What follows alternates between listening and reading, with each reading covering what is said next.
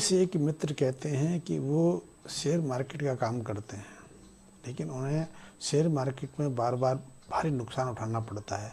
लेकिन 10 साल पहले ऐसी स्थिति नहीं थी। उन्होंने अपने जन्म तिथि का समय भी भेजा है, जन्म स्थान के विषय में भी बताया है, जन्मकालीन समय की जानकारी भी दी है।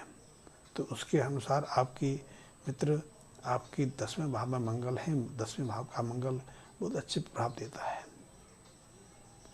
लेकिन आप यदि अपने कर्मों में थोड़ा बदलाव कर लेंगे तो निश्चित रूप से आप शेयर मार्केट से भी अच्छा लाभ ले सकेंगे, क्योंकि आपकी जन्म कुंडली की स्थिति शेयर मार्केट के बिल्कुल अनुकूल है। और आप सही कहते हैं कि आप पहले अच्छा लाभ अर्जित करते थे, लेकिन अब क्योंकि आपने अपने व्यवहार में बदलाव कर लिया, निश्चित रूप से आपने पिछले दिनों पिता से अलग रहना शुरू कर दिया है। मेरी दृष्टि से लगता है या तो आपका विवाह हो गया तो पत्नी को लेके आप अलग हो गए, या आप इतने संपन्न हो गए, इतना कमा लिया कि आपने माँ बाप को छोड़कर, माँ बाप के घर को छोड़कर अपनी नया आशियाना बना लिया है। और ऐसे में बहुत सारे ग्रह अपना प्रभाव बदल लेते हैं। खान पीन भी बदल जाने से भी ग्रहों पर बहुत प्रतिकूल प्रभाव पड़ता है। खाने पीने से ग्रहों की शुभता समाप्त हो जाती है, क्योंकि जब धन संपदा आती है तो व्यक्ति का अपने विवेक पर नियंत्रण नहीं रहता, वो कुछ भी खाना पीना शुरू कर देता है। मैंने देखा है कि जो व्यक्ति कमाने लगता है वो दारू पीने लगता है, मीट शराब, क्लब जाना, रात्रि निशाचरी जीवन जीना शुरू कर देता है। वो अपने मित्र सर्कल बढ़ा लेता है, जुआ खेलने लगता है, लॉटरी लगाने लगता है, या कई स्त्रियों के साथ संबंध बना लेता है। ऐसे में उसकी जो उन्नति है कुछ वर्ष तक तो जारी रहती है, फिर अनायास उसके जीवन में ऐसा घटनाक्रम घटित होता है तो वो ना आगे का रहता है ना पीछे का रहता है, क्योंकि उसके प्रतिकूल आचरण से, उसके प्रतिकूल व्यवहार से उसके जीवन की संपूर्ण प्रक्रिया बदल जाती है। वो लगता है कि आपके जीवन में भी घटित हुआ है। आपके जन्म कुंडली के 10वें भाग में मंगल हैं, और मंगल 10वें भाग में मकर राशि के होकर बहुत अच्छा प्रभाव देते हैं, अपनी उच्च राशि में होते हैं। मंगल शनि से शत्रुता रखते हैं, परंतु शनि मंगल से शत्रुता नहीं होते। ऐसे में मंगल का आपको बहुत अच्छा प्रभाव पड़ता है। आप यदि अपने व्यवहार में, बर्ताव में बदलाव करेंगे और शनि संबंध और मंगल संबंधी कुछ उपायों को अपने जीवन में अपनाएंगे तो निश्चित रूप से आप ये तो भूल ही जाएंगे कि आगे आपके जीवन में किसी तरह की रुकावट आएगी। लेकिन जब जब आपके व्यवहार में आप अपने जीवन में अशुभता पैदा करेंगे तो निश्चित रूप से आपके जीवन में उथल पुथल बनी रहेगी। सबसे पहले तो आप अपने पिता के प्रति आदर्श भाव, मान आदर का भाव रखें। पिता के प्रति रंचित मात्र भी आप बैर भाव ना पालें। पिता को आदर दें, सम्मान दें, उनकी बिना आदेश के, बिना उनकी मर्जी के कोई काम ना करें।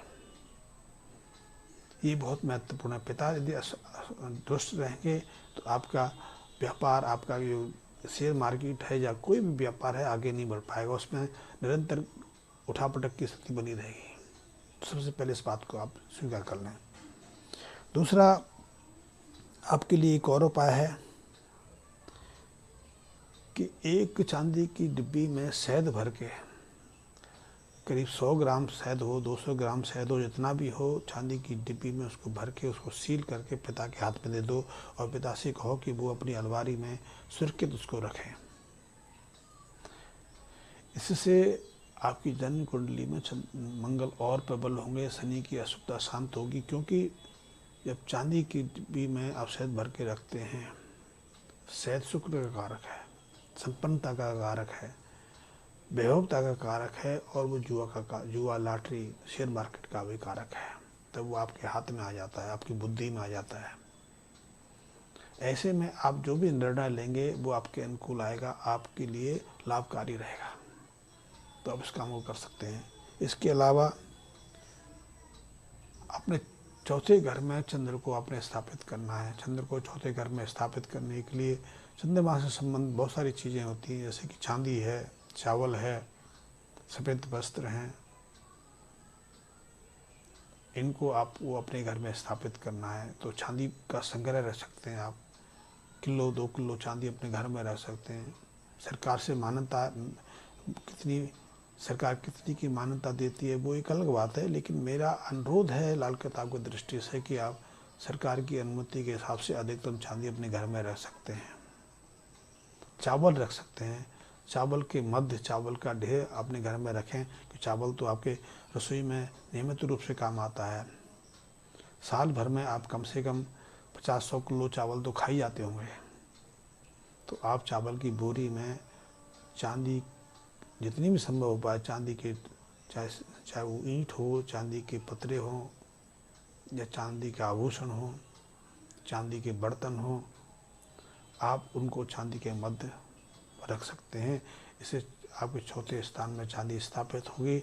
आप शेयर मार्केट से अपनी बुद्धि से भरपूर लाभ उठाएंगे। इसके अलावा आप ठोस चांदी की एक गाय बनाकर अपने कार्यालय में स्थापित करो, गाय की सेवा करो। दिखावे के लिए नहीं, आप हृदय से गाय के प्रति सम्मान रखो, माँ के प्रति सम्मान रखो, समाज के प्रति सम्मान रखो। ये आपके लिए बहुत महत्वपूर्ण है। इसके साथ में एक काम और करो कि जो पीली दाल होती है, पीली दाल हर बृहस्पतिवार के दिन या सोमवार के दिन दूध के छींटे मार के आपको जल प्रभावित करने हैं। ये भी आप करते रहिए। दाल से पानी की शुद्धि होती है, क्योंकि पानी के अंदर जितने जीव होते हैं दाल का उनका भोजन बनता है, और वो जीव जिंदा रहेंगे, सक्रिय रहेंगे, एक्टिव रहेंगे तो पानी की शुद्धि भी करेंगे। ये प्रदूषण को समाप्त करने का कार्य करते हैं।